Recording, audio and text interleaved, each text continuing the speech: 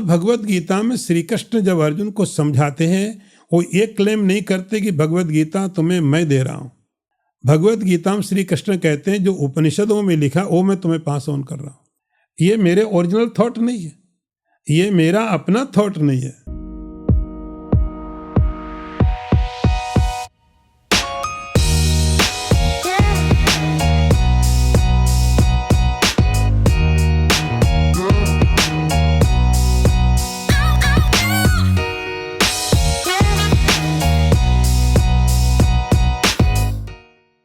Hi everyone, welcome to White Swan by Shalini. We are very honored to have a very special guest with us today. He is known for his profound yet simple explanation of Vedantic knowledge which resonates with everyone. He has dedicated over 2.5 years to decipher the teachings of Bhagavad Gita. Today, we're going to dive deeper into that and understand how we can use it in our daily lives.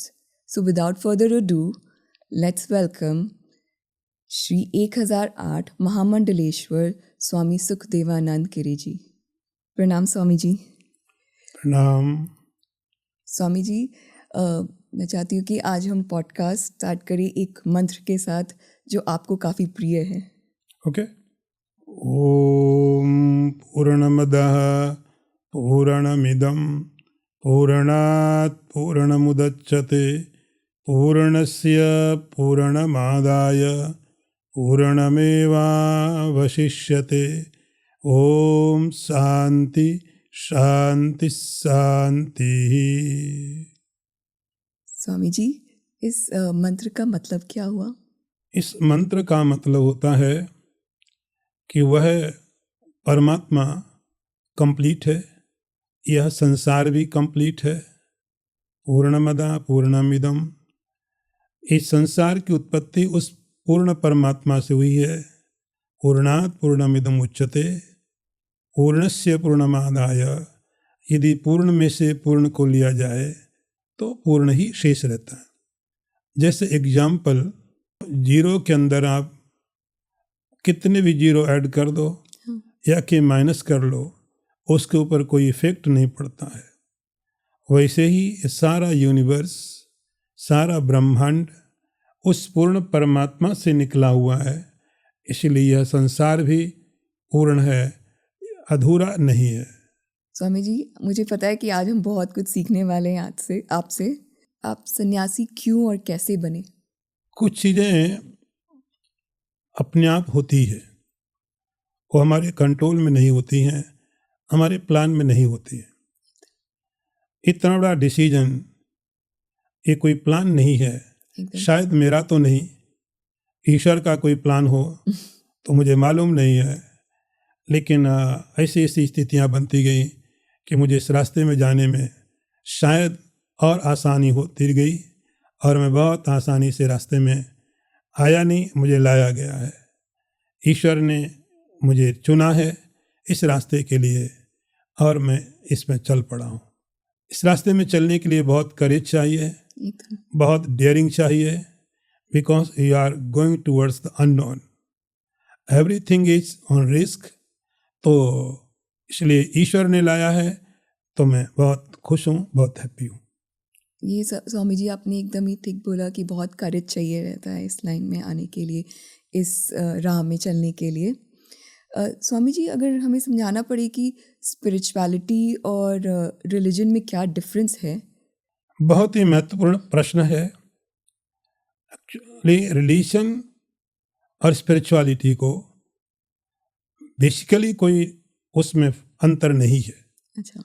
लेकिन आज जो religion शब्द हमको मिला है, वो religion शब्द contaminated हो चुका है। हम कह सकते हैं कि रिलीजन का मतलब कुछ रिचुअलिस्टिक चीजें हैं, कुछ प्रैक्टिसेस, जैसे हर एक क्रीड, कास्ट या रिलीजन के लोग अपनी अपनी प्रैक्टिसेस करते हैं और सबकी अलग अलग प्रैक्टिसेस होती है। अलग अलग तरीके से उनके मंदिरों के या मास्क से चर्च के स्ट्रक्चर होते हैं, उनके प्रेयर करने के ढंग अलग होते हैं, तरीके अलग होते हैं। तो ये एक सुपरफिशियल लेवल पर है। तो रिलीजन का यदि मैं ट्रांसलेशन करूं, जबकि रिलीजन शब्द बेसिकली ट्रांसलेटेड फ्रॉम संस्कृत शब्द, अच्छा। इट इज धर्म। तो धर्म का अर्थ होता है आपका नेचुरल होना, आपका एग्जिस्टेंस। जैसे आप हैं वैसे आप अपने को स्वीकार करें, यह होता धर्म का अर्थ। धर्म कभी भी आपको स्ट्रेस नहीं देता। फॉर एन एग्जाम्पल, धर्म कहता सत्य बोलो। यदि आपने सत्य बोला तो आपको कोई स्ट्रेस नहीं। यदि मैंने झूठ बोला तो मुझे स्ट्रेस होगा, मुझे प्लान करना पड़ेगा कल मैंने क्या बोला, आज कहीं मैं जो बोल रहा हूँ कंट्राडिक्ट तो नहीं हो रहा है। यदि मैं धर्म कहता सत्य बोलो और मैं सत्य बोलता हूँ तो मुझे कोई स्ट्रेस नहीं है। धर्म कहता है किसी को रिस्पेक्ट दो, मुझे कोई स्ट्रेस नहीं है। यदि मैं धर्म नहीं करता हूँ, मैं स्ट्रेस देता हूँ तो मुझे स्ट्रेस में चला जाऊँगा। तो धर्म का मतलब रिलीजन में ट्रांसलेशन किया गया है। लेकिन आज जैसा मैं कह रहा हूँ कि कंटेमिनेटेड हो गया है वो, और लोग अपने अपने ढंग से उसके मीनिंग अदा कर लिए। तो जो प्रैक्टिसेस, हमने रिलीजन का मतलब समझ लिया कि उनकी अपनी जो प्रैक्टिसेस हैं, किसी का मास्क है, किसी का मंदिर है, किसी का चर्च है, किसी का क्या है, कोई कैसे नमाज करता है, कोई कैसे प्रार्थना करता है, कोई कैसे प्रे करता है, इस पर समझ लिया। तो यहाँ पर डिफरेंसेस हमको लगने लगा ग्रुप की प्रैक्टिस है, लेकिन रिलीजन या धर्म ग्रुप की प्रैक्टिस नहीं होकर के पर्सनल प्रैक्टिस है। स्पिरिचुअल ये एक प्रिंसिपल है। कितने भी रिलीजन अलग हों, कितने भी हमारी प्रैक्टिसेस अलग हों, लेकिन सारे के सारे रिलीजन दुनिया में कहीं कोई क्रीड, कोई कास्ट, किसी कंट्री में, किसी कंडीशन में, लेकिन सब लोग एक चीज मानते हैं कि कुछ ऐसा है जो सुपर नेचुरल है, बियॉन्ड द नेचर। वो मानने के कॉन्सेप्ट अलग अलग हो सकते हैं, अलग अलग हो सकते हैं कॉन्सेप्ट, लेकिन एक चीज सही है कि सारे के सारे रिलीजन, सारे के सारे क्रीड, कास्ट एक चीज जरूर मानेंगे, कॉमनली सब लोग मानेंगे, कुछ ऐसी चीज है जो इस संसार से ऊपर है, ज़्यादा बड़ी है, ज़्यादा श्रेष्ठ है। तो हम सब लोग, हर रिलीजन उसके लिए कोशिश करता है। तो प्रिंसिपली हम ये मानते हैं, कोई भी रिलीजन ये मान के चलता है कि कुछ है जो beyond the body, beyond the world कुछ है। वो जो कुछ है उसको हम नाम देते हैं कॉन्शियसनेस। हम कह सकते हैं स्पिरिट। स्पिरिट के लिए जो किया जाए सब स्पिरिचुअल होता है।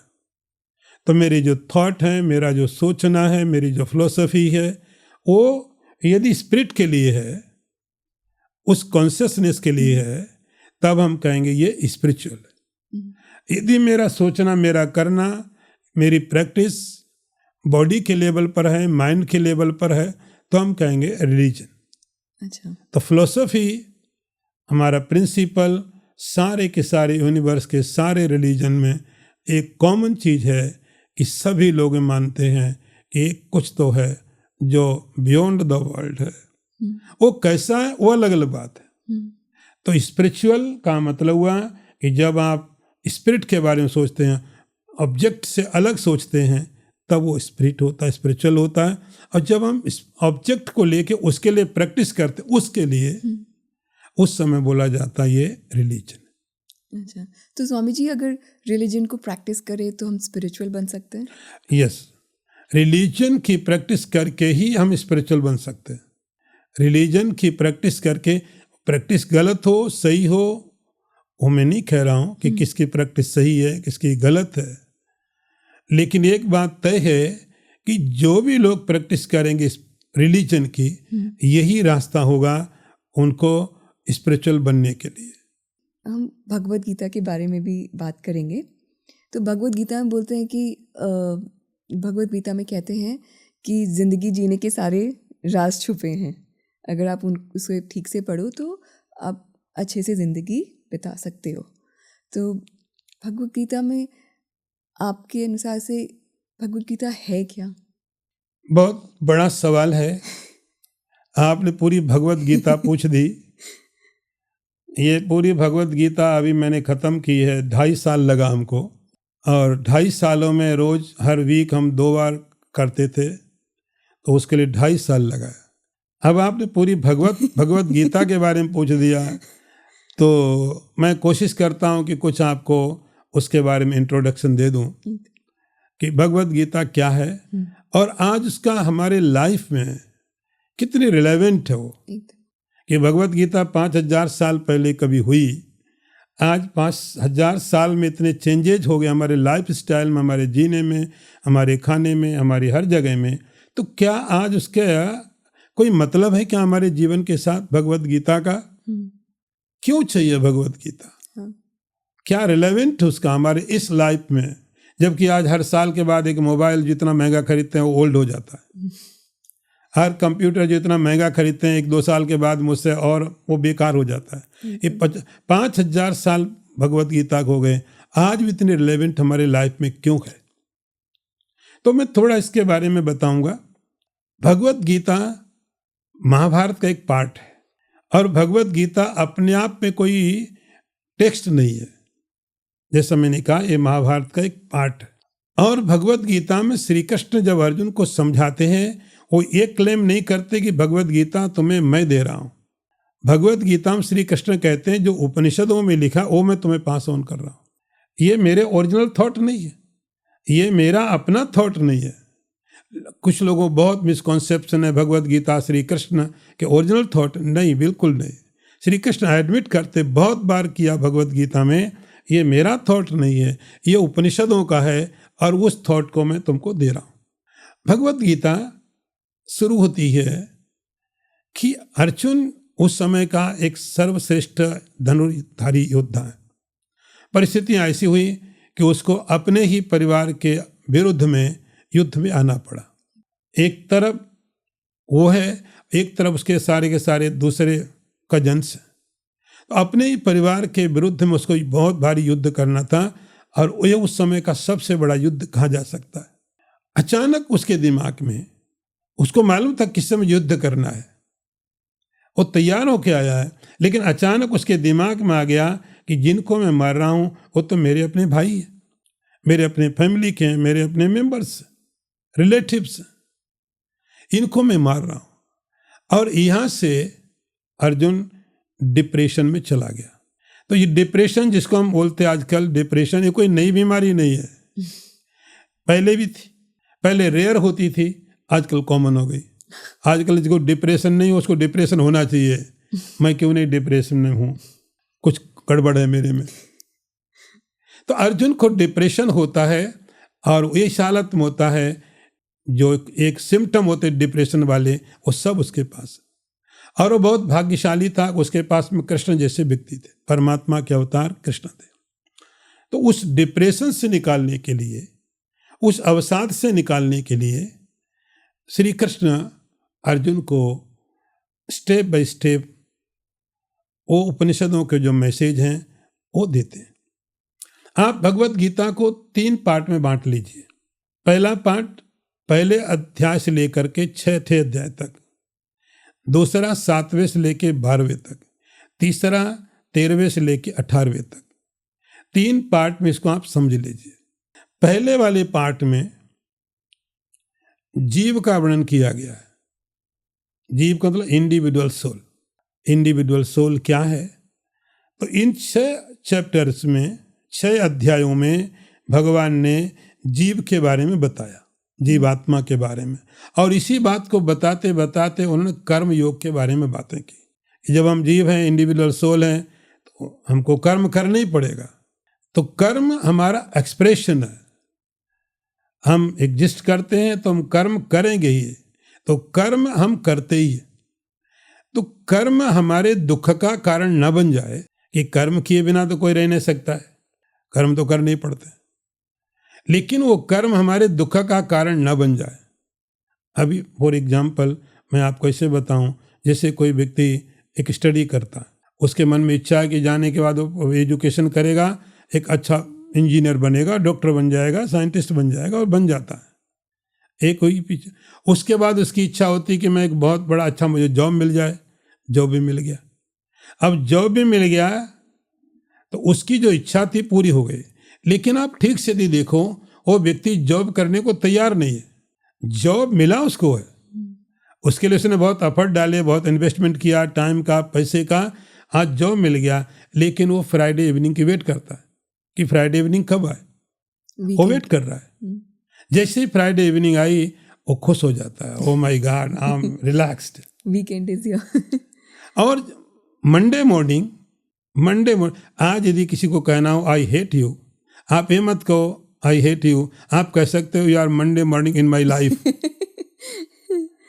यार मंडे मॉर्निंग। सो मतलब हुआ कि हम नहीं चाहते काम करना, जिस काम के लिए हमने एजुकेशन लिया, हमने इतनी मेहनत की, जॉब ढूंढा, लेकिन हम करना नहीं चाहते हैं, करना पड़ता है। सो हम स्ट्रगल कर रहे हैं, इसलिए हम ज़्यादा थक भी जाते हैं, हम नहीं चाहते करते। श्री कृष्ण परमात्मा क्या कहते हैं कि आपका जो कर्म है आपके दुख का कारण नहीं बनना चाहिए, आपके सुख का कारण बनना चाहिए। उस कर्म करने की कोई शैली है, थोड़े तरीके हैं, थोड़े मेथड हैं।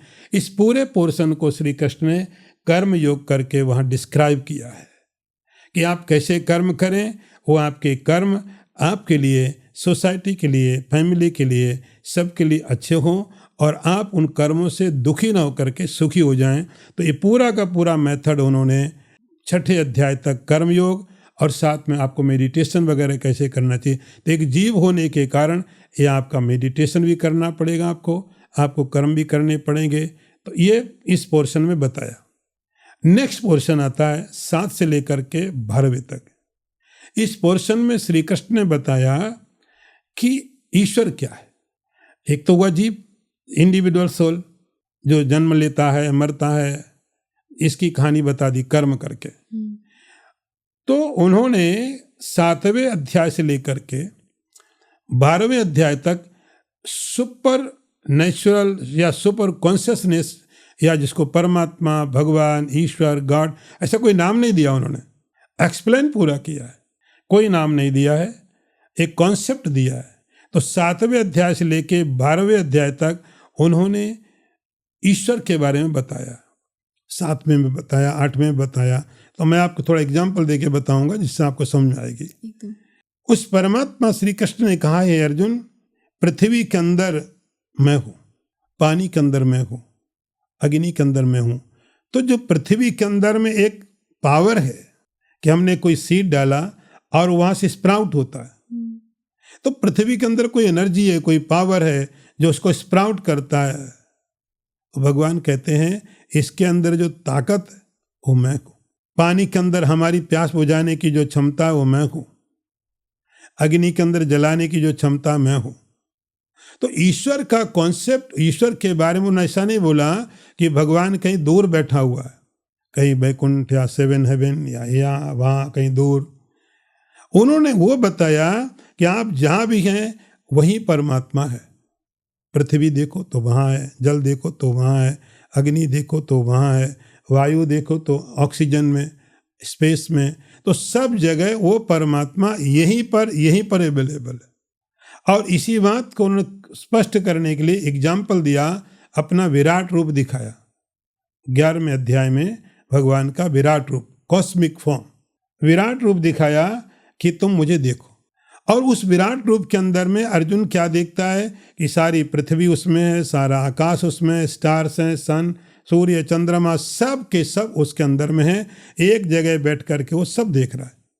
तो श्री कृष्ण ने ये बताया कि परमात्मा के बारे में हमारा जो सोचना है कि शायद कोई एक पर्सन है, एक पर्सन, जैसे हम एक पर्सन है, ऐसे परमात्मा की कोई पर्सनालिटी है। वो कहीं पर किसी जगह रहता है, जरूरत पड़ती है तो आ जाता है, नहीं जरूरत है मैं अपने घर जा रहा हूँ। तो हमारा ऐसा सोचना किसी लेवल पर हो सकता है, लेकिन श्री कृष्ण इस बात से एग्री नहीं करते हैं, गीता में एटलीस्ट। तो वो कहते हैं कि वो जो परमात्मा है, सुप्रीम कॉन्शियसनेस है, वो कहीं पर्सन नहीं है, कोई पर्सनालिटी नहीं है। सब जगह पृथ्वी, जल, जो भी आप देखते हो, जहाँ भी देखते हो, तो वो भगवान कहेंगे मैं गंगा हूँ नदियों में, पीपल का पेड़ हूँ पेड़ों में, हिमालय हूँ पहाड़ों में। तो हर जगह जो कुछ आपको दिखाई पड़ता है, परमात्मा कहते हैं मेरा एक्सप्रेशन है। जैसे इलेक्ट्रिसिटी अपने को यहाँ एक्सप्रेस कर रही है, कहीं लाइट में, कहीं पंखे में, कहीं एसी में। तो इलेक्ट्रिसिटी विजिबल नहीं है, लेकिन वो अपने को एक्सप्रेस करती है। ऐसे ही परमात्मा जिसको हम सोचते हैं वो प्रकट नहीं दिखाई पड़ता है, लेकिन भगवान श्री कृष्ण ने कहा पृथ्वी, जल, तेज, पेड़, पौधे, जो भी आप देखते हो, जो भी आप समझते हो, जो भी विजिबल है, वह सब मेरा एक्सप्रेशन है। तो ईश्वर के बारे में गीता का कॉन्सेप्ट है, ईश्वर कोई पर्सन नहीं है, ईश्वर कोई एक जगह रहने वाला व्यक्ति नहीं है। हर एक जो कुछ भी आप देखते हो ये ऑब्जेक्टिफिकेशन है, सब परमात्मा का है। ये कॉन्सेप्ट भगवान ने ईश्वर के बारे में दिया 12वें अध्याय तक। तो 2 चीज़ हमने कंप्लीट कर दी। जीव के बारे में बताया, इंडिविजुअल सोल के बारे में, उसके लिए कर्म जरूरी है, मेडिटेशन जरूरी है, भक्ति जरूरी है। फिर उस पोर्शन में उन्होंने बताया कि परमात्मा का रूप क्या है, परमात्मा कैसे है, क्या है, वो कॉन्सेप्ट क्लियर किया। उसके बाद आता है लास्ट पोर्शन 13वें से लेके 18वें तक। इस पोर्शन में उन्होंने ये बताया कि आखिर में ये जो इंडिविजुअल सोल है और जो सुप्रीम कॉन्शियसनेस है, जिसको हम जीवात्मा बोलते हैं और जिसको परमात्मा बोलते हैं, मैं केवल नाम दे रहा हूं, इन दोनों के बीच कनेक्शन क्या है? ये दोनों एक दूसरे के साथ में कुछ कनेक्शन है कि दोनों सेपरेट है, दोनों की एंटिटी अलग है, या दोनों अलग अलग एक ही चीज है जो अलग अलग अपीयर हो रही है? इस लॉजिक को उन्होंने लिया। इसमें उन्होंने बताना शुरू किया 13वां 14वां। इस प्रोसेस में उन्होंने ह्यूमन नेचर को बताया कि हमारे अंदर सत्व, रज, तम 3 गुण हैं, 3 प्रकार हमारी क्वालिटी होती हैं। हम कभी क्रोध में हैं, इसलिए नहीं कि हम क्रोध हमारा नेचर है, वहाँ पर तमोगुण बढ़ गया है। हम कभी रजोगुण में हैं तो हम एक्टिव हैं, तो एक्टिव होना रजोगुण का काम है, क्रोध करना या सो जाना तमोगुण का काम है, क्वाइट होना सत्वगुण का काम है। तो ये उन्होंने एक्सप्लेन किया कि हमारी अपनी इंडिविजुअल सोल की जो पर्सनालिटी है वो फिक्स नहीं है। क्यों फिक्स नहीं है? हम चाहते हैं शांत रहना, लेकिन हमारे ऊपर में कोई चीज़ आकर के हमको अशांत कर देती है, वो हमारे कंट्रोल में नहीं है। वो क्या चीज़ें हैं? तो उन्होंने ह्यूमन नेचर को चीज़ों को बताया कि 3 तरह के गुण, सत्व, रजस, तमस, 3 गुण हैं। ये 3 गुण आकर के जैसे पूरा एक नेचर का साइकिल है। आप सवेरे उठते हैं तो आप काम क्वाइट होते हैं, रिलैक्स्ड। यदि नींद अच्छी आई तो, नहीं आए तो नहीं होंगे। आप यदि अच्छी तरह सवेरे उठे, आप फ्रेश उठे, आप जो भी सवेरे करते हैं तो आपका दिन अच्छा, आप एक्टिव ज़्यादा होंगे। आप फ्रेश उठे तो आप एक्टिव में काम करेंगे। और जब आप काम बहुत अच्छा करेंगे तो काम करना रजोगुण का काम है। जब आप काम ठीक से करेंगे, बहुत अच्छी तरह के, आप इतना काम करिए आप थक जाइए। शाम तक आप थक जाते हैं तो रात को आपको नींद बहुत अच्छी आती है, वो तमोगुण है, वो तमोगुण है। और रात को आपको नींद बहुत अच्छी आती है तो सवेरे आप फ्रेश उठते हो, सत्वगुण है। तो ये साइकिल है, सत्वगुण, रजोगुण, तमोगुण। यदि इसको डिस्टर्ब किया, एक चीज भी खराब की, तो दूसरा भी खराब हो जाता है। तो श्री कृष्ण ने बोला कि हमारे लाइफ जो है इन चीज़ों से प्रभावित होता है और इसके लिए हमको क्या क्या करना चाहिए। आगे उन्होंने बताया कि हमारी श्रद्धा, हमारे विश्वास, हमारे फेथ इन गुणों के कारण प्रभावित होते हैं। यदि मेरे अंदर तमोगुण है तो मेरा विश्वास कुछ अलग चीज़ों में होगा, मेरे अंदर सत्वगुण है तो मेरे विश्वास, मेरे फेथ अलग तरीके से होंगे, रजोगुण है तो अलग तरीके से होंगे। इसको क्लियर किया उन्होंने। उसके बाद उन्होंने लास्ट पोर्शन में जाके ये बताने की कोशिश की कि किसी भी व्यक्ति को अपने कर्तव्य को नहीं छोड़ना चाहिए। यज्ञ, दान, तपा, कर्मा न त्याज्यम। कोई भी व्यक्ति हो, उस व्यक्ति को अपने जो ड्यूटीज हैं, अपने जो कर्म हैं, उन कर्मों को, इन ड्यूटीज को नहीं छोड़ना चाहिए, कभी भी हमेशा करते रहना चाहिए। और फाइनली उन्होंने बोला कि जीव, जो इंडिविजुअल सोल है, जीवात्मा जिसको बोलते हैं, और जो सुप्रीम कॉन्शियसनेस है जिसको परमात्मा बोलते हैं, ये दोनों ही 2 चीज़ें नहीं है। वो जीवात्मा उसी का एक अविद्या के कारण, नहीं जानने के कारण अपने को अलग समझ रहा है। इस तरह से दोनों, उन्होंने बोला, मुझ में प्रवेश कर जाते हैं। और फाइनली श्री कृष्ण ने बोला कि अर्जुन, मैंने तुम्हें जो बताना था बता दिया, अब तुम्हारी इच्छा जो करना है करो। कोई फोर्स नहीं है कि नहीं तुम्हें यही करना, मैंने बोला, इतना मैंने टाइम वेस्ट किया तुम्हारे लिए, इतना किया तुम मुझे सुन नहीं रहे हो। उन्होंने बोला तुम्हारी इच्छा। और अंत में अर्जुन ने बोला अब मुझे समझ में आ गया कि मुझे क्या करना है। और अर्जुन उस डिप्रेशन से बाहर निकल आया। और उसकी जो ड्यूटी थी, तो श्री कृष्ण ने ये नहीं कहा तुम युद्ध करो, तुम्हारी जो ड्यूटी है, तो एज ए वॉरियर अर्जुन की ड्यूटी थी युद्ध, उसकी ड्यूटी थी, तो उसने अपनी ड्यूटी की। तो श्री कृष्ण ने उसको जो डिप्रेशन में था उस स्टेट से निकाला। तो इस तरह से भगवत गीता जीव के रूप को, ईश्वर के रूप को, दोनों के बीच कनेक्शन को बता करके ये बताती है कि व्यक्ति को अपने, और न केवल डिप्रेशन, और भी बहुत सी चीज़ें हैं जो साइकोलॉजिकली प्रॉब्लम्स हैं, उनसे किस प्रकार हेल्प करके बाहर निकाल सकती है। ये गीता इसलिए यूजफुल है। आज के समय में मुझे लगता है अर्जुन से ज़्यादा लोग डिप्रेस्ड हैं, इसलिए उनको गीता की बहुत ज़रूरत है, लेकिन सही तरीके से समझने की, यहाँ वहाँ से कलेक्शन करने की नहीं, प्रॉपर स्टडी करने के लिए गीता के मेथड को समझें। तो गीता आज भी बहुत महत्वपूर्ण है और आने वाले दिनों में भी। मैं केवल एक एग्जाम्पल दूंगा। मैं पढ़ रहा था 11वां अध्याय। 11वें अध्याय में एक श्लोक है, कालोस्मि लोकः क्षयकृत प्रबुद्धा। रिसेंटली एक मूवी लॉन्च हुई थी, अमेरिकन साइंटिस्ट, ओपनहाइमर। मूवी तो नहीं देखी मैंने, लेकिन मुझे वहाँ जो मेरे काम की चीज मुझे देखी, समझ ली मैंने। तो ओपनहाइमर और न्यूक्लियर पावर का मतलब फादर था समझो। तो जब उसने इसको क्रिएट किया तो उसको लगा मैंने जो बनाया है कल को लाखों लोग मर सकते हैं इससे। इनडायरेक्टली मैं वहां पर दोषी हूं कि मैंने बनाया, लेकिन वो इंटेलिजेंट था और वो संस्कृत नहीं समझता था, अमेरिकन है। उसने गीता को सुना था। वो व्यक्ति भी लगभग अर्जुन की कंडीशन में था, ओपनहाइमर। मेरे कारण इतने लोग मर सकते हैं, जापान में क्या हुआ, मेरे कारण मर सकते हैं। तो ऑलमोस्ट वह उस स्टेट में था जहां अर्जुन था, लेकिन उसने गीता सुनी और गीता का वो पोर्शन उसको याद था। उसने कोट किया है कि कृष्ण ने बोला कालोस्मि लोकः क्षयकृत प्रबुद्धा, मैं काल हूं, आई एम द डेथ, मैं संसार का नाश करने के लिए आया हूं।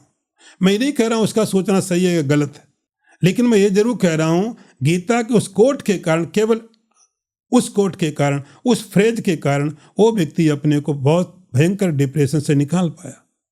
तो जब अर्जुन के लिए उस समय उपयोगी थी, ओपनहाइमर के लिए इस समय वो काम आई। यदि हमने गीता का एक भी कोट ले लिया, एक भी फ्रेज ले लिया, तो सारे साइकोलॉजिकल प्रॉब्लम्स ये हम आज भी गीता से सॉल्व कर सकते हैं। स्वामी जी, आपने बहुत खूबसूरती से समझाया है गीता क्या है और गीता में क्या कुछ नहीं है। आदमी जो उससे पढ़ के अपनी लाइफ को बहुत अच्छा कर सकता है। तो स्वामी जी, जैसे आपने समझाया गीता में 5 टॉपिक हैं जो आपने बताया, तो ईश्वर भी उसमें एक पार्ट है जो भगवान है। तो अब भगवान आप बोले कि कण कण में है, जैसे आपने समझाया हिमालय में है, नदी में है, सब जगह है। मगर तब हम क्यों मंदिर को इतना इम्पोर्टेंस देते हैं और क्यों बोलते हैं कि मंदिर जाना चाहिए? श्री कृष्ण की जो फिलोसफी है, न केवल फिलोसफी, ट्रुथ, मैं फिलोसफी नहीं बोलता हूँ, थॉट नहीं है ये, आइडिया नहीं है, ट्रुथ है, फाइव ट्रुथ, बिल्कुल ट्रुथ है। लेकिन इस ट्रुथ को आप रियलाइज कैसे करेंगे? जैसे दूध में मक्खन है, दूध का हर पार्ट मक्खन है, क्योंकि आप कहते हैं दूध नहीं ले सकते, उसमें फैट है। तो फैट एक जगह नहीं पड़ा है, ये दूध के एक जगह फैट नहीं रखा हुआ है। तो दूध के हर एक पार्टिकल्स में फैट है, लेकिन हमको तो दिखता नहीं। यदि मुझे उसमें से फैट निकालना हो, मक्खन निकालना हो, तो आप डायरेक्ट नहीं निकाल सकते, तो हमको कुछ प्रोसीजर करने पड़ेंगे। प्रोसीजर करने पड़ेंगे, फिर वो मक्खन निकल आएगा, विजिबल हो जाएगा। तो परमात्मा, ईश्वर, भगवान सब जगह है, लेकिन वो नजर नहीं आएगा, वो दिखाई नहीं पड़ेगा जब तक उसका एक प्रोसीजर पूरा नहीं किया जाएगा। तो उस प्रोसीजर में एक टेम्पल जाना, मंत्र का जाप करना, मेडिटेशन करना, ये उसका प्रोसीजर है, वो हमको करना पड़ता है। Very beautifully explained Swami ji. Swami ji, तो अगर भगवान के लिए ये कहते तो कहते कि हमारे साथ कितने सारे भगवान हैं। गीता में अगर समझाते हैं कि भगवान एक है, तो हमारे तो कितने सारे भगवान हैं, तो हमें क्या सिर्फ एक ही भगवान को की पूजा करनी चाहिए? मुझे लगता है आपका क्वेश्चन सबसे अच्छा है, सबसे अच्छा क्वेश्चन, शायद एक थोड़ा यूनिक है। हम ऐसा कहते हैं, यहाँ पर बहुत मिसकॉन्सेप्शन है लोगों के। एकम सद विप्रा बहुधा वदंती, एकम सद विप्रा बहुधा वदंती, इसका मतलब है कि रियलिटी इज वन, सत्य एक है, लेकिन उस सत्य को हम बहुत तरीके से बताते हैं, समझते हैं, देखते हैं, उसके एक्सप्रेशन बहुत है। सत्य एक है, ट्रुथ एक है, परमात्मा या भगवान बहुत नहीं है। ये बिल्कुल मिसकॉन्सेप्शन है, गलत सोच है, भगवान बहुत है। नहीं, भगवान एक ही है, जिसको गॉड बोलो, ईश्वर, परमात्मा, भगवान, सुप्रीम कॉन्शियसनेस। दो भगवान हो जाएं तो झगड़े वहाँ भी हो जाएंगे हैं? उनके अंदर झगड़ा हो जाएगा। एक भगवान बोले मुझे संसार बनाना है, दूसरा बोले मुझे खत्म करना है, तो क्या होगा उस समय? इसलिए भगवान दो नहीं है, भगवान एक ही है, लेकिन उस एक भगवान को अपने को उसने प्रकट किया बहुत तरह से, उसके एक्सप्रेशन बहुत है। मैं आपको एक एग्जांपल देता हूँ, बात एग्जांपल से थोड़ी इजीली समझ में आएगी। जैसे हमारे पास पानी है, उस पानी के अंदर कोई शेप नहीं है, कोई शेप नहीं है। अब उस पानी को हम किसी गिलास में लेकर के डीप फ्रीजर में डाल देते हैं, वो उसका शेप ले लेता है। हमने फिर बाहर निकाल लिया, अब वहाँ पर एक क्या आइसक्रीम बन गई, कुल्फी बन गई, जो भी शेप आपने दिया वो था लिक्विड, लेकिन अब वो एक शेप में हो गया, छोटा हो, गोल हो, जैसा भी स्क्वायर, आपने जो भी शेप दिया, जो भी ले लिया, आपने बाहर निकाल लिया। उसी लिक्विड को थोड़े समय के बाद फिर लिक्विड हो जाता, वो शेप तो गया। तो जैसे ही वो लिक्विड फिर हो जाता है, आप दूसरे किसी ब्लॉक में रखें, दूसरे किसी शेप देना चाहें, आप दे दीजिए, तो पानी वही रहेगा, शेप चेंज हो जाएगा। उसके बाद आप उसको दोबारा फिर किसी में डाल दीजिए, आप हजारों में डाल दीजिए, पानी में कुछ नहीं चेंज होने वाला है। शेप आपको थोड़े समय के लिए मालूम पड़ेंगे, लेकिन पानी में कोई चेंज नहीं होता है। तो इससे ही आप समझिए, जो सुप्रीम रियलिटी है, जिसको भगवान, ईश्वर, परमात्मा कहते हैं, हम कहते हैं वह एक ही है, शेपलेस है। लेकिन शेपलेस है, फिर भी हमको यदि शेप में समझना पड़े तो मेरा सोचना अलग है, आपका अलग है, उनका अलग, हर व्यक्ति की अपनी एक सोच है, कॉन्सेप्ट है।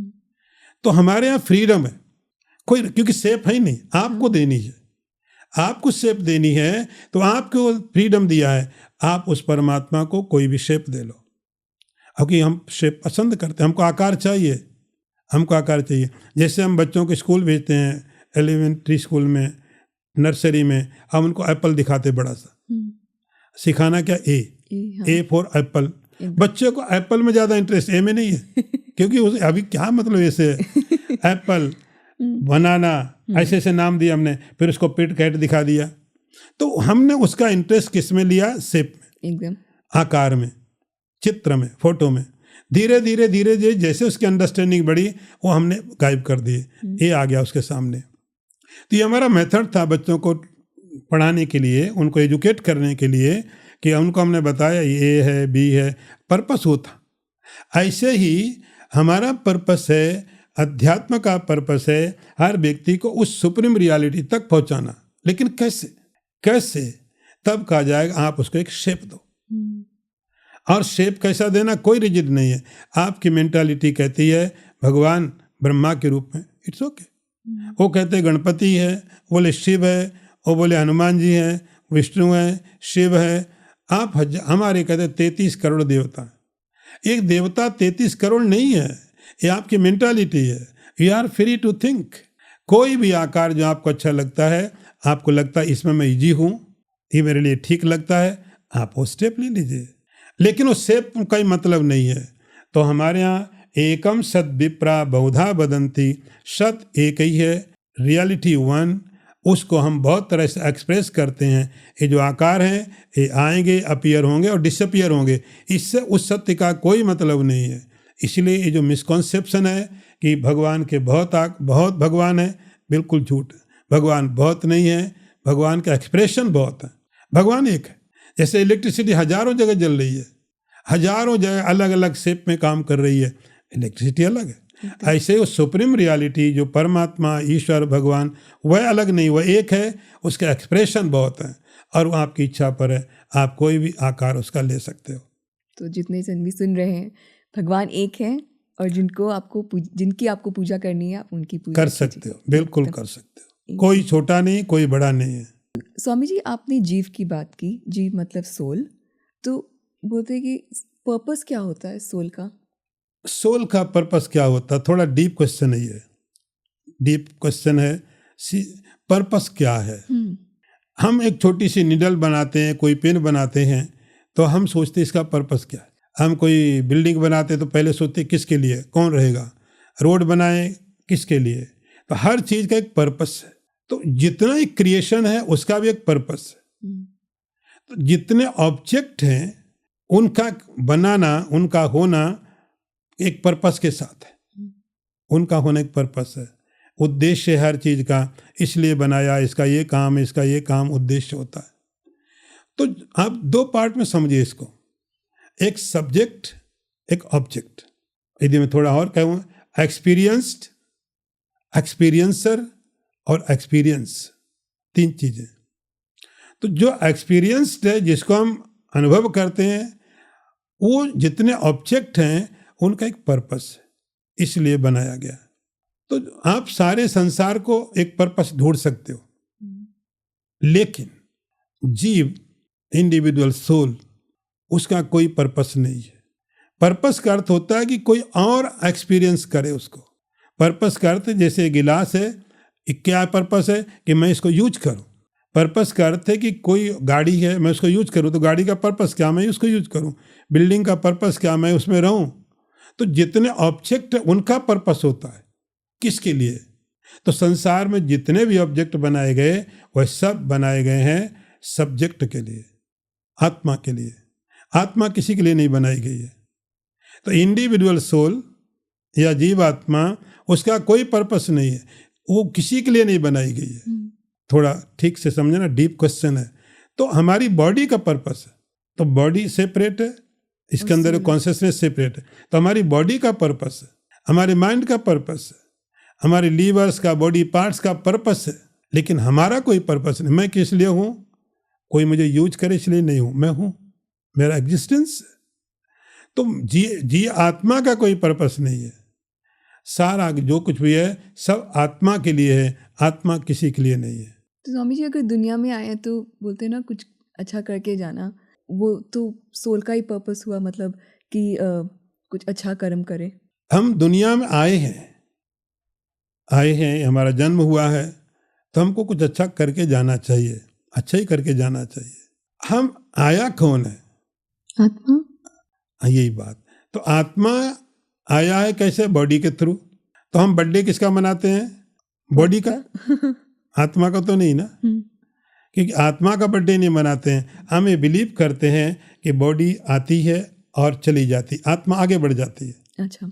आत्मा एक समझो करंट की तरह है, एक यहाँ पर बॉडी आई और बॉडी चली गई, आत्मा फिर आगे बढ़ गई, एक और बॉडी मिल गई, एक और बॉडी मिल गई। तो आत्मा इस शरीर के साथ खत्म नहीं होती, पहले से आ रही है। ये वो शरीर मिला, ये शरीर जितने समय तक था, फिर आगे चला गया, आगे कोई और शरीर मिल गया, फिर आगे चली गई। तो लाइफ जो है वो कंटिन्यू है। बीच में अलग अलग शरीर आते हैं, उन शरीरों को ताकत मिलती आत्मा के कारण। शरीरों को ताकत मिलती, जब आत्मा नहीं रहती तो शरीर काम का नहीं रहता है। हाँ। तो शरीर को ताकत मिलती आत्मा के कारण। तो आत्मा के कारण शरीर काम करता है, आत्मा काम नहीं करती। तो हम ये कह सकते हैं, इसको ऐसे समझ सकते हैं कि हम संसार में आए हैं, कुछ अच्छा करना चाहिए। इसका मतलब हुआ कि हमको एक शरीर मिला है, एक अच्छे शरीर मिला है, चांस मिले हैं, तो हम इनका जितने ज़्यादा अच्छी तरह यूज करें, हमको करना चाहिए। तो जब ये कहा जाए अच्छा करना चाहिए, इसका अर्थ है हमको अपने शरीर को, अपने मन को, अपनी बुद्धि को, अपनी बॉडी को अच्छी तरह यूज करके अच्छे कर्म करने चाहिए। कौन कर रहा है, आत्मा के कारण ये बॉडी काम कर रही है। तो जब ये कहा जाए अच्छा करना चाहिए, तो आत्मा को नहीं करने के लिए कहा जा रहा है, इस बॉडी का आत्मा यूज कर। जैसे आपको बोला जाए आप गाड़ी ठीक से चलाइए, बहुत महंगी गाड़ी है, बहुत महंगी गाड़ी ठीक से चलाइए। ऐसे ही बॉडी, शरीर भी बहुत महंगा है, आप ठीक से चलाइए। तो बॉडी कार का पर्पस है, ऐसे ही हमारे शरीर का पर्पस है, और उसका पर्पस है कि आप अच्छा करिए, अच्छी तरह यूज करेंगे, यही पर्पस है। आत्मा का कोई पर्पस नहीं। तो स्वामी जी, अगर आप कर्म का जब बात करते हैं, जो तीसरा टॉपिक है गीता का कर्म, तो जब हम बोलते तो ये बॉडी का कर्म है कि ये आत्मा का कर्म है? बहुत अच्छा क्वेश्चन तुम्हारा फिर है। अकेले आत्मा काम नहीं करती है, अकेले सेपरेट बॉडी काम नहीं करती है।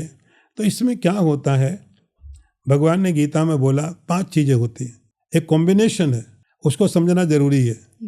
अधिष्ठानम तथा कर्ता करणम चा पृथक विदम पंचैतानि महाबाहो। तो भगवान ने कहा 5 चीजें हैं। अकेले शरीर काम नहीं करता है, खाली शरीर नहीं, बॉडी है, डेड बॉडी पड़ी कहाँ काम करेगी, वो काम नहीं करेगी। तो इसके लिए शरीर चाहिए, शरीर के साथ में मन भी चाहिए। मन के बिना यदि मन ही नहीं है हमारा तो शरीर कैसे काम करेगा। अच्छा, हमको साथ में इंद्रियां भी चाहिए। इंद्रियां मतलब ये इक्विपमेंट्स, जैसे मुझे कुछ उठाना है तो हाथ भी चाहिए। यदि मेरे पास हाथ नहीं तो मैं नहीं उठा सकता हूँ, मैं खूब चाहूँ मन से, यदि मेरे पास हाथ नहीं मैं नहीं उठा सकता हूँ, तो मुझे हाथ भी चाहिए, डिवाइसेस भी चाहिए। मैं देखना चाहूँ तो मुझे आँख भी चाहिए। तो केवल शरीर नहीं, शरीर, इंद्रिया, मन और आत्मा। आत्मा ऐसी है कि उसके कारण शरीर के अंदर में जो कॉन्शियसनेस दिखता है वो आत्मा के कारण। तो उस आत्मा के कारण हमारा मन एक्टिव होता है, हमारी इंटेलेक्ट एक्टिव होती है, हमारा बॉडी पूरा एक्टिव होता है, और हमारी जो इंद्रियां हैं, जो हमारे ऑर्गन्स हैं, ये हमको काम करने के लिए वो काम आते हैं। तो अकेला शरीर नहीं है, अकेला आत्मा नहीं है, इस सब को कॉम्बिनेशन मिलाते हैं, सब चीज़ों को मिलाते हैं, तब कोई काम एक्शन होता है। एक का काम नहीं होता है। तो आत्मा अकेले में नहीं, शरीर अपने अकेले में नहीं, मन अकेले में नहीं, ऑर्गन्स अपने अकेले में नहीं। तो हमको एक कॉम्बिनेशन समझना पड़ता है, ये भी चाहिए, ये भी चाहिए, ये भी चाहिए, ये भी चाहिए, तब कोई काम होता है। स्वामी जी, अगर हम कर्म की बात करें तो कर्म में होता है कि इंटेंशन वर्सेस डूइंग। मतलब अगर हम किसी के लिए अच्छे ही सोच रहे हैं और हम किसी को राय देते हैं कि तुम ऐसा कर लो या वैसा कर लो, मगर वो उसके लिए बुरा हो जाता है, तो क्या ये मेरे लिए मेरी अच्छी कर्म है? जहाँ तक मैं क्वेश्चन समझाऊँ, क्वेश्चन में ज़रा पहले क्लियर कर लूँ, फिर मैं उस पर बढ़ूँगा। आप ऐसा पूछ रहे हैं कि जैसे हमने किसी को एडवाइस किया कि तुम ये करो, और उसने कर लिया और उसको नुकसान हो गया, एकदम, तो क्या मेरे लिए अच्छा है, मैंने अच्छा किया कि खराब किया? एकदम, यही क्वेश्चन। ओके, अब मैं किसी को एडवाइस करता हूँ तुम ये करो, लेकिन मेरा इंटेंशन ठीक है, मैं चाहता हूँ इसका अच्छा हो, तो मेरे पास जो भी रिसोर्सेस हैं एक अच्छी गाइड देने के लिए हमने अच्छी तरह से यूज किए। मैंने कोई बेईमानी नहीं की, मैं डिसऑनेस्ट नहीं हूँ, मेरा इंटेंशन अच्छा है, मेरी जितनी कैपेसिटी थी मैंने पूरे रिसोर्सेस लगा के उसको मैंने उसका अच्छा करने के लिए एडवाइस दिया, और वो व्यक्ति का नुकसान हो जाता है तो ये आपके लिए नुकसान नहीं है। आप यदि हमारा इंटेंशन गलत है, इंटेंशनली मैं करता हूँ उसको और उसका नुकसान होता है तो वो गलत है। यदि मेरा इंटेंशन सही है, डॉक्टर कई बार हमको एडवाइस दे देता है, इंटेंशन अच्छा है, गलत नहीं है, लेकिन कई बार ऐसा होता है मरीज के साथ में ठीक नहीं होता है, तो वो डॉक्टर का खराब नहीं कहा जाएगा कि उसने अपनी तरफ से कोई गलती नहीं की, हमारी तरफ से कोई गलती नहीं, इंटेंशन अच्छा है, उसके बाद उसका खराब हुआ है, तो वो आपका नुकसान नहीं है। तो कर्म सब चीज़ इंटेंशन मतलब सोच के ऊपर है कि आपकी सोच कैसी है। कर्म जो है सोच से कंट्रोल्ड होता है, बहुत सोच कर्म के ऊपर, थॉट जो है वो ऊपर होता है। तो Swami ji, is there anything like good karma और बैड कर्मा? डिपेंड करता है। Yes, there are good karmas and bad karmas, all things depend on the intention. यदि मेरा इंटेंशन सही है और मैं गलत भी कर गया so this is not bad Karma, मेरा इंटेंशन गलत तो मैं सही भी कर रहा हूँ, this is not good Karma. तो एक्शन जो हो रहे हैं इतने मीनिंगफुल नहीं होते, जो थॉट है उसके पीछे वो ज़्यादा वैल्यूएबल है, ज़्यादा मीनिंगफुल होता है। तो हम चौथे टॉपिक के बारे में बात करेंगे, प्रकृति, जिसका अर्थ है मटेरियलिज्म। तो हम कहते हैं कि भगवान ने सब कुछ बनाया है, तो मटेरियलिज्म भी भगवान ने ही बनाया है, तो फिर हमें ऐसे क्यों कहा जाता है कि हमें मटेरियल दुनिया से अपने आप को डिटैच करना चाहिए? फिर वही मिसअंडरस्टैंडिंग, मिसकॉन्सेप्ट्स। ऐसा नहीं कहा जाता है कि आप अपने को उससे अलग कर लो, ऐसा कहा जाता है कि आप अपने को डिटैच करो। डिटैच का मैं ऐसे डेफिनेशन दूंगा, attachment with understanding, it is a detachment. जैसे मेरे पास एक घर है, कोई रिलेशन है, कुछ भी है, सब मटेरियल है, हम एंजॉय करें उसको, कोई प्रॉब्लम नहीं है कि आप किसी मैटेरियल, भगवान ने बनाया है, आप एंजॉय करिए, लेकिन एक अवेयरनेस अंदर में होनी चाहिए कि जो हम कर रहे हैं, जो हमारे पास है, ये हमेशा नहीं रह सकता, ये परमानेंट नहीं है, हमारे पास है, आप एंजॉय कीजिए। लेकिन एक बात के परमानेंट नहीं है, एक समय तो आएगा जब ये चीज़ें अलग होंगी। उस समय आपको क्या फील होगा, उस समय के लिए आप अभी से तैयार हैं? जब तक है आप एंजॉय कीजिए। एक समय आएगा जब वो चीज़ें नहीं रहेंगी, उस समय में मैं ठीक हूँ। इस पॉइंट के लिए, केवल इस पॉइंट को ध्यान में रख करके कि ये परमानेंट नहीं है, उस समय आप अपने को तैयार रखिए कि जो भी चीज़ें हैं, आपके रिलेशन, आपके पोजीशन, वो परमानेंट नहीं है। एक समय आएगा, उस समय आप बहुत ज़्यादा डिप्रेशन में, शौक में, दुख में न चले जाएं, तो आप वो ध्यान में रख करके आप एंजॉय कीजिए। तो कहीं नहीं कहा जाएगा आप सबको छोड़ दो। छोड़ के जाओगे कहाँ? हिमालय जाओगे, वहाँ भी प्रॉब्लम है, वहाँ भी संसार ऐसा ही है। तो इसीलिए छोड़ने का मतलब आप जहाँ भी हो एंजॉय करिए, लेकिन उनकी वैल्यू आपको मालूम होनी चाहिए, इसकी इतनी वैल्यू है, उससे ज़्यादा एक्सपेक्ट नहीं करना, बस इतना मतलब छोड़ने का है। तो everything is temporary in life? Everything is temporary in life. Yes, it is correct. Okay. And practical. Logical. Except you. You are permanent. Soul is permanent. बाकी चीजें सब आएंगी जाएंगी, लेकिन आप नहीं। स्वामी जी, हम 5वें टॉपिक में बढ़ते हैं अब, जिसमें काल के बारे में बात की गई है। काल जो कि टाइम। तो आज की दुनिया में हम देखते हैं कि सबको सब चीज़ जल्दी चाहिए। तो आज अगर पेरेंट्स को देखा जाए तो उनके बच्चे होते हैं तो वो चाहते हैं वो जल्दी चलें, वो जल्दी बैठना सीखें, जल्दी सब कुछ सीखें। तो उस जल्द के दौड़ में हम आज को प्रेजेंट में नहीं जीना सीख रहे। किस रूप से हमें टाइम को देखना चाहिए? देखिए, बहुत सिंपल रूल है, नेचर टेक्स इट्स टाइम। हमारे इम्पेशनेंट होते कोई फर्क नहीं पड़ेगा। यदि मैंने कहीं पर कोई सीड डाला है, वो अपने आप होगा। यदि मैं रोज़ निकाल के देखूँ आज स्प्राउट हुआ कि नहीं, उससे कोई फर्क नहीं पड़ेगा। तो आपको धैर्य के साथ समय नेचर लेता है। फ्रूट वो स्प्राउट होगा, फिर बड़ा पेड़ होगा, फूल आएंगे, फाइनली उसमें फ्रूट आएंगे। तो उसका एक कोर्स है, वो लेगा। ऐसे हमारी लाइफ का भी एक कोर्स है, वो टाइम लेगा। मैं यदि 2 साल में हूँ, मैं चाहूँ मैं 15 साल का हो जाऊँ, 15 साल के लिए मुझे 15 साल देने पड़ते। तो हम अंदर में अपने आपको धैर्य छोड़ दें, उससे केवल टेंशन बढ़ेगा, टाइम नहीं बदलेगा। रही बात, एक तो फ्यूचर प्लानिंग होती है, तो फ्यूचर प्लानिंग करने में कोई नुकसान नहीं। एक फ्यूचर में हमारी इमेजिनरी लाइफ होती है, लेकिन आप एक बात मान के चलना, हमारे पास कोई चॉइस नहीं है प्रेजेंट में रहने के अलावा। कोई चॉइस नहीं है कि हम जाके फिर कल रहें, हम जाके जो बीत गया हमारा पास्ट उसमें जाके रहें। हमारे पास किसी के पास कोई चॉइस नहीं है। We have to be in present. ये रियल है, यही वास्तविकता है कि हमको प्रेजेंट में ही रहना है और हमेशा प्रेजेंट में ही रहे हैं। प्रेजेंट मतलब गॉड का द्वारा दिया, गॉड का gift. Present is a gift. तो प्रेजेंट है आपके पास और कोई तरीका नहीं। फ्यूचर आएगा वो भी एज ए प्रेजेंट आएगा, जो पास्ट गया एज ए प्रेजेंट ही गया आपके पास हो करके। तो हमारे पास जो टाइम है ये प्रेजेंट का, इसी में रहना हमको है। हम फ्यूचर में जाने का कोई तरीका नहीं है। हम कल्पनाएं कर सकते हैं, फ्यूचर मशीन बना सकते हैं, मूवी बना सकते हैं, ये सब चीज़ें बताई जा सकती हैं, लेकिन रियलिटी होगी वही यही कि हम प्रेजेंट में रहेंगे। अब जब प्रेजेंट में रहेंगे तो आप कभी ध्यान से देखना, जब आप बहुत खुश होते हो तो आप यहीं पर होते हो। आप यदि खुश नहीं हो, आप दुखी होते तो कहीं फ्यूचर में हो। Because of future and past.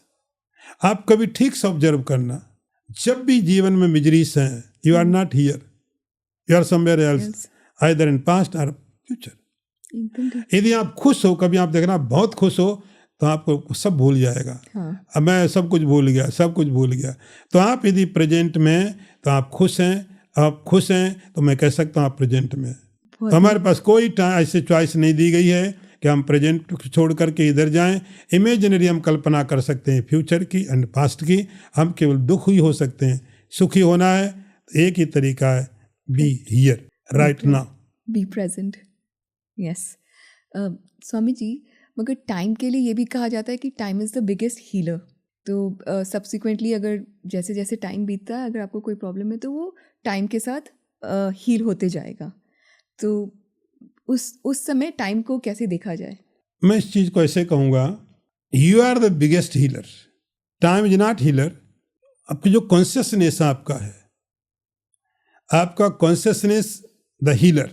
Time जैसे जैसे जाता है आप अपने नेचर में जाते हो। आज मैं किसी कारण डिस्टर्ब हूँ, सपोज मैं किसी को बहुत चाहता था और उसकी डेथ हो गई, तो एक इंसिडेंट हो गया, उसकी डेथ हो गई, जिसको मैं बहुत प्रेम करता था, डाइड। उसके लिए मैं बहुत दुखी हूँ।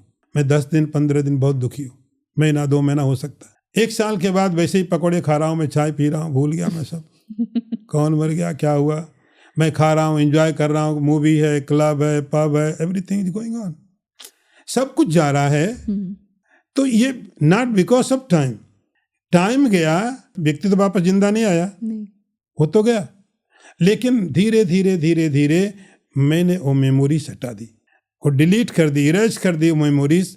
और जब वो मेमोरी नहीं है तो मैं खुश हूँ। जिस दिन किसी कारण मेमोरी फिर आ गई, फिर मैं दुखी हूँ। तो आप जो, मैं ऐसा कह सकता हूँ, थोड़ा सा इसको मैं डीप ले जाके कहूँ कि जो सेल्फ है, कॉन्शियसनेस है, this the biggest healer. Swami ji, हम ये जानते हैं कि अभी महाकुंभ चल रहा है और सभी महाकुंभ जाना चाहते हैं। पहले हम जानेंगे कि महाकुंभ की इम्पोर्टेंस क्या है। इसका जो ओरिजिनल थॉट है महाकुंभ का, क्योंकि मैं एक महामंडलेश्वर हूँ तो मुझे पता है कुंभ का मतलब। मैंने भी वहाँ कैंप लगाए। अच्छा। मेरे भी शाही स्नान होते थे। जो शाही स्नान बोला जाता है ना, जहाँ लोग रथ में बैठ के जाते हैं। हाँ। जिन उस दिन, यदि शाही स्नान के दिन कोई सेलिब्रिटी वहाँ नहीं जा सकता, यहाँ तक कि राष्ट्रपति उस एरिया में नहीं जा सकता। अच्छा। केवल महामंडलेश्वर ही वहाँ पर जाते हैं, तो मैं भी उनमें से एक हूँ। और कोई उस दिन इस एरिया में परमिट कोई भी नहीं है। अच्छा। राष्ट्रपति तक उस दिन अलाउड नहीं, उसमें केवल महामंडलेश्वर ही जाते हैं अखाड़े के साथ। मैंने भी किए हैं, मैंने भी कई बार किया, वो सब स्नान किया है।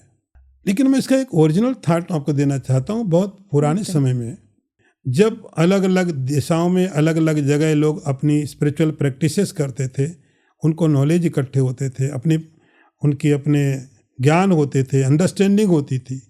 इतनी ट्रैवलिंग थी नहीं, ईजी भी नहीं थी, लोग इतना ट्रैवल करते भी नहीं थे। तो उनको मिलने के लिए एक जगह चाहिए थी जहाँ सारे लोग आके एक जगह मिल जाए। तो ये जो टाइम है, पुण्य पर्व तो है कि इसमें स्नान करने से पुण्य की प्राप्ति होती है। और 12 साल में आता है, मकर के महीने में जब संक्रांति होती है तो इलाहाबाद का कुंभ होता है, एक हरिद्वार में होता है, एक नासिक में कुंभ होता है, उज्जैन में। तो 4 जगह ये कुंभ मेला लगते हैं, अलग अलग 12-12 साल के गैप में वहाँ पर कुंभ आते हैं। तो कॉन्सेप्ट ये था, एक पुण्य का पर्व तो है, जैसे एकादशी है, अमावस्या है, वैसे ही कुंभ का जो पीरियड है बहुत पुण्य देने वाला है। तो इस पुण्य के समय में थोड़ी और मैथोलॉजी में ऐड कर दूं तो ऐसा लिखा है कि देवताओं ने, दैत्यों ने जब समुद्र का मंथन किया, उससे अमृत निकला, अमृत लेकर के वो भाग रहे थे और उसमें थोड़े बूंद गिर गए। जैसे मैथोलॉजी, इसके पीछे साइंस ये थी कि यदि मैं कहीं नॉर्थ में हूँ, कोई साउथ में, कोई ईस्ट में, कोई वेस्ट में, कोई सेंट्रल पार्ट में, सब लोग अपने अपनी जगह रह रहे हैं। अब हम एक साथ मिलना चाहें तो वो एक पॉइंट था, यहाँ पर आप आइए, पुण्य होगा। तो लोग आते थे, महात्मा लोग आते थे, साधक आते थे, कुछ सिखाने के लिए आते थे, कुछ सीखने को आते थे। तो वहाँ पर स्नान करते थे, स्नान करने के साथ जो उनका नॉलेज था उसको शेयर करते थे और स्नान करते थे। वहाँ रहते थे, त्याग से, तपस्या से, व्रत अनुष्ठान, जप तप ये करते हुए अपने नॉलेज को शेयर करते थे। This the original idea. आज क्या हो रहा है मैं ज़्यादा कमेंट नहीं करूँगा, आज क्या हो रहा है, क्या नहीं है, लेकिन ये उसका ओरिजिनल आइडिया है कि आप वहाँ पर जाइए, जाके स्नान करिए, आप अपने नॉलेज को दीजिए और जो साधक सीखने वाले उनको सिखाइए, जो सिखाने वाले सिखाएं और ज्ञान एक दूसरे को। मैंने ये समझा, ये मेरी प्रैक्टिस है, मेरे कोई प्रॉब्लम्स हैं, क्वेश्चन है, मैं दूसरे जो मुझसे बड़े उससे पूछ लूँगा, वो कोई और को पूछ लेंगे। तो ऐसे अपने सारे प्रॉब्लम्स दूर करते थे। 1 महीना जो भी टाइम था कुंभ का रहते और अपनी अपनी जगह चले जाते थे। ये उसका ओरिजिनल आइडिया है। उसी को जब धीरे धीरे क्या हुआ, इसने शेप लिया, शंकराचार्य जी ने अखाड़े बनाए। ये शुरू से नहीं थे, कुंभ तो पहले से था। शंकराचार्य जी ने आने के बाद अखाड़ों का निर्माण किया। अखाड़ा मतलब एक ऑर्गेनाइजेशन है, और उस ऑर्गेनाइजेशन में नागा होते हैं, नागा लाइक सोल्जर। उनका काम था कि कहीं पर धर्म की रक्षा के लिए उनको कुछ युद्ध करना पड़े तो लड़ते थे वो, और उन्होंने बहुत किया। लेकिन उनके पास एनर्जी है, सोल्जर हैं, लेकिन उनके पास इतना ब्रेन नहीं है, इतना ज्ञान नहीं होता है। तो उनको जो लोग ज्ञान देते थे, उनको जो अंडर कंट्रोल रखते थे, उसको बोला जाता महामंडलेश्वर। तो उनको गुरु की तरह मानते हैं लोग, उनकी पूजा करते हैं, उनका कहना मानते हैं। तो महामंडलेश्वर वो होता था जिसके पास ज्ञान हो, आध्यात्मिक साधनाएं हो, जिसके पास संसार में लोग जिसको समझते हो, जानते हो, जो अपने धर्म का प्रचार कर सके। तो कुछ क्वालिफाई लोग थे, उनको महामंडलेश्वर बनाया जाता था। और नागा लोग जो तो अखाड़े वाले उनको मानते थे, उनका ऑर्डर मानते थे, उनके हिसाब से चलते थे। फिर उन नागा सब उनको लेकर के जाके शाही स्नान करते थे। धीरे धीरे धीरे धीरे चीज़ें आज इसमें आई हैं। आज जो आप देख रहे हैं वो धीरे धीरे बदलते बदलते आज इस फॉर्म में है आपके सामने। स्वामी जी, अगर कोई महाकुंभ नहीं जाने सके तो स्नान लेने के लिए, तो वो घर में बैठ के क्या कर सकते हैं? घर में बैठ के मुझे लगता है आप ज़्यादा अच्छा कर सकते हो। कुंभ मेला में जाने के बाद जहाँ तक मैं समझता हूँ आज की सिचुएशन में ज़्यादा आप स्नान कर लोगे, लेकिन वहाँ थोड़ी आध्यात्मिक साधनाएं करना बहुत मुश्किल है। तो यही कर सकते हैं, पुण्य पर्व है, आप अपने इस बाथरूम में नहाइए, यदि आप थोड़ा गंगा जल है उसमें डाल लीजिए, नहा लीजिए, और आप अपना जप, ध्यान, मेडिटेशन जो भी आप करते हैं वो करेंगे, आपको जरूरत जाने की फिर नहीं पड़ेगी। तो ये हमारे लिए राहत है, अगर हम नहीं जा सकते तो हम ये कर सकते हैं। मैं भी नहीं गया, आई शुड बी देयर, लेकिन मैं नहीं गया। और मुझे इसका कुछ ऐसा नहीं कि मुझे वहाँ होना चाहिए। थोड़े आजकल उसके रूप बदल गए कुंभ मेला के, तो बहुत सारे हमारे जैसे जो लोग हैं, महामंडलेश्वर लोग हैं, वो बहुत सारे अग्री नहीं कर रहे हैं जाने को, कोशिश करते हैं अवॉइड करने की, क्योंकि आजकल उसके बहुत रूप बदल गए हैं। तो आप नहीं जा रहे हैं तो कोई रिग्रेट नहीं है, हम यहाँ खुश हैं। भगवान से क्या मांगना चाहिए स्वामी जी? भगवान से यदि मांगने की बात है तो मैं बोलूँगा हमको मांगना चाहिए सर्वे भवन्तु सुखिना, सर्वे सन्तु निरामया, सर्वे भद्राणि पश्यन्तु, माँ कश्चित् दुख भाग भवेत्। इसका हिंदी में यदि मैं कहूँ तो ऐसा होगा, हम भगवान से प्रार्थना करते हैं सभी सुखी हों, सर्वे भवन्तु सुखिना माने सब सुखी हों। ये मैं मांगते हैं, हम मांगते भगवान से कि सब सुखी हों, सर्वे भवन्तु सुखिना, सब निरोगी हो, किसी को रोग ना हो, बीमारी ना हो, सर्वे सन्तु निरामया, सर्वे भद्राणि पश्यन्तु, और सब लोग अच्छा देखें अपने जीवन में, उनके जीवन में अच्छे क्षण आए, सुखी आए, खुशी आए, ऐसे ऐसे एक तो दुख ना हो और सुखी हो। माँ कश्चित् दुख भाग भवेत्, किसी को दुख ना हो, सब अच्छे दिन देखें, अच्छी चीज़ें देखें। हमको भगवान से यही मांगना चाहिए। स्वामी जी, जीवन का मकसद क्या होना चाहिए? जीवन का उद्देश्य, अल्टीमेट पर्पस अलग अलग स्टेज में है। यदि मैं स्टूडेंट हूँ तो मेरा पर्पस है एक अच्छा एजुकेशन। यदि मैं डॉक्टर हूँ तो मेरा पर्पस है अच्छी तरह ट्रीटमेंट करना। यदि मैं साइंटिस्ट हूँ, अच्छी तरह से कुछ रिसर्च करना, डिस्कवरी करना। यदि मैं केवल मैं जीवन को जीवन की तरह देखूँ, कि होल में देखूँ, मैं ना स्टूडेंट हूँ, ना मैं वाइफ हूँ, ना हस्बैंड हूँ, मैं कुछ नहीं। एज ए हस्बैंड अलग जॉब मेरा है, एज ए वाइफ अलग जॉब है, अलग मदर अलग जॉब है, लेकिन मैं जीवन की बात करूं तो मेरा पर्पस होता है कि मुझे हमेशा प्रसन्न होना चाहिए। We want happiness. जीवन का पर्पस यदि हम बात करें केवल जीवन की, तो एक ही पर्पस होता है, एवरीवन वांट्स हैप्पीनेस। और कैसा? Absolute happiness, without interruption happiness. तो हर व्यक्ति के जीवन का पर्पस यही है और यही होना चाहिए कि एब्सोल्यूट हैप्पीनेस। मैं कोई नाम नहीं दे रहा हूँ, कोई स्पिरिचुअल साधना नहीं बता रहा हूँ, उसके लिए कोई प्रैक्टिस नहीं बता रहा हूँ, लेकिन पर्पस जीवन का है एब्सोल्यूट हैप्पीनेस। स्वामी जी, हमें नहीं पता कि हमें हैप्पीनेस कहाँ मिलेगा। उसके लिए अब दूसरा क्वेश्चन हो गया, हैप्पीनेस कहाँ मिलेगा? संसार में मिलेगा, परमात्मा को, उसके पाथ क्या है, हाउ टू फाइंड आउट। तो लेकिन यदि मैं थोड़ी देर में बताऊँ तो मैं ऐसा कह सकता हूँ कि आपको हैप्पीनेस आप में मिलेगा। बाकी चीज़ हम देख लिया आपने सब करके, आप जहाँ पर बैठे हो, जिस कंट्री में बैठे हो, आपके पास मुझे लगता है सारे साधन, सारी चीज़ें हैं, इससे ज़्यादा और क्या हो सकता है?